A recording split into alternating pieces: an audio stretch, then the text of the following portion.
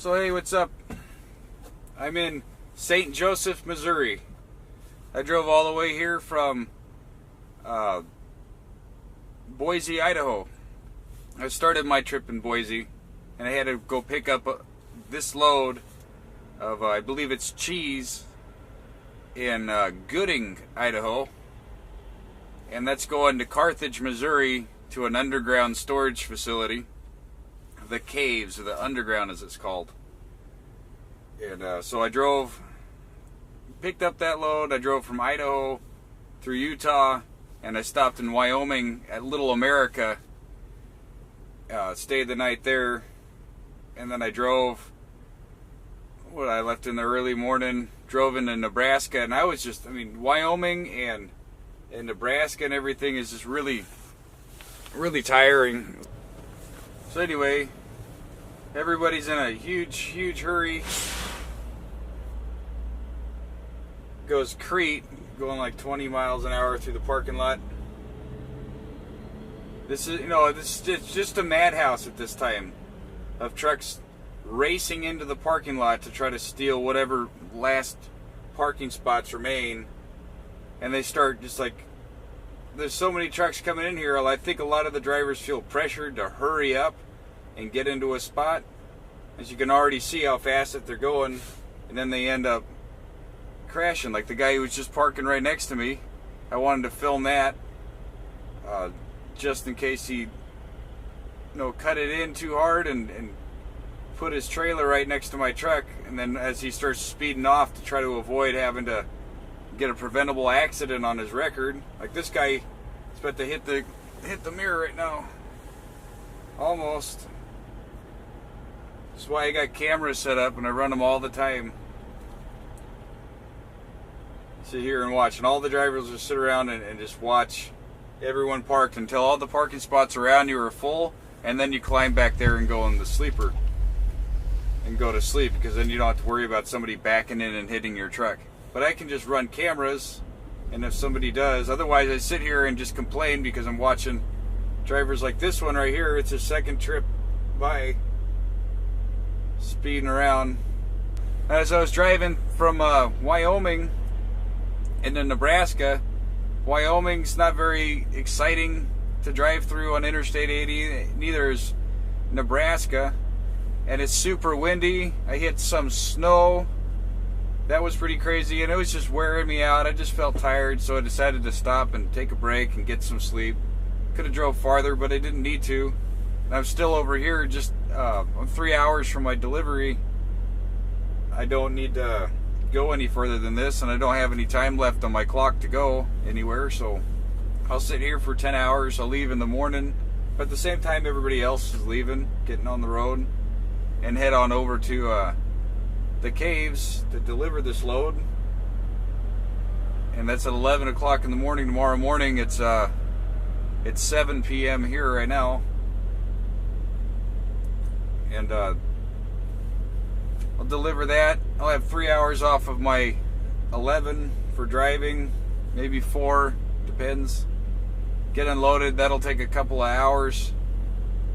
So minus on my 14, so let's say 6 off my 14, I'll still have 8 hours left of time for the day by the time I'm done there, and I don't know where I'm going next. So I'll get tomorrow morning, I'll get a load sent to my truck on my driver tech thing here. Tell me where I'm going next. It'll probably be picking up there at the same place or somewhere nearby. Possibly Eggs in Tipton, Missouri, which means I got to drive down some dirt roads. I don't know.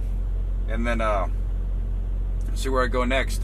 What I'm predicting is that I'm going to be picking up cheese from the Caves, same place I'm delivering, taking that to Pottsville, Pennsylvania, to a Walmart, and then I'll be picking up some Hershey's chocolate, Hershey's candy, and then taking that back to Utah. So it'll be from here, Pennsylvania, or I'll be ended up running around the East Coast. I have no idea.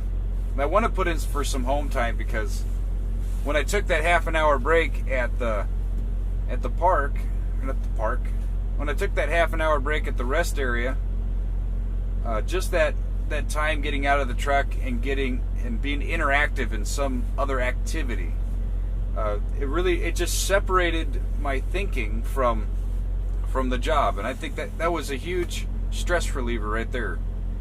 I'm constantly thinking about driving, being a proactive, conscientious driver, driving safely, staying in tune on the job that I do out here, because it's so critical that nothing happens. This is my lifeline. My CDL is the number one thing that I need to protect. For me, is that CDL. Without my CDL or my driver's license, I can't do anything. I'm pretty much done. And if I lose my job or get involved in something like that, my future plans and goals and everything will be so severely hampered that I wouldn't even consider those even options anymore. So making sure that I'm not so stressed out that I make a mistake and that ends up happening, I think it would be good for me to take a break. I just don't know for how long. And I'm not worried about any bills or not making any money. I've got enough for me to take a few days off, or maybe even a week off to just do something. But I don't really know where to go. It just really depends on just getting out of the truck and not being in the truck, being in a different environment, separating myself from this environment and putting myself in another one, even if that means a hotel. So I can submit my home time and go somewhere where I can do something like that. Perhaps I could still stay in the truck, but I'll be in an area where I can go and participate in some activities. I'm thinking somewhere where it's not going to be so wet right now, because this is a pretty wet part of the season. It's coming into springtime, so the Northwest is really wet right now. Lots of moisture coming in the Northwest, and it's coming out this way where the temperatures are still cold, so there's still elements for snow.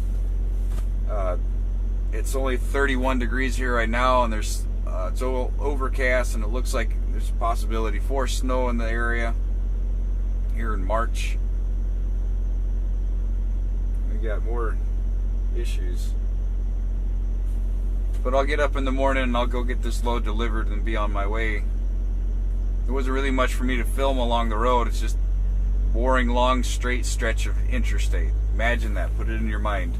Interstate, flat, nothing but sky, no turns for hours.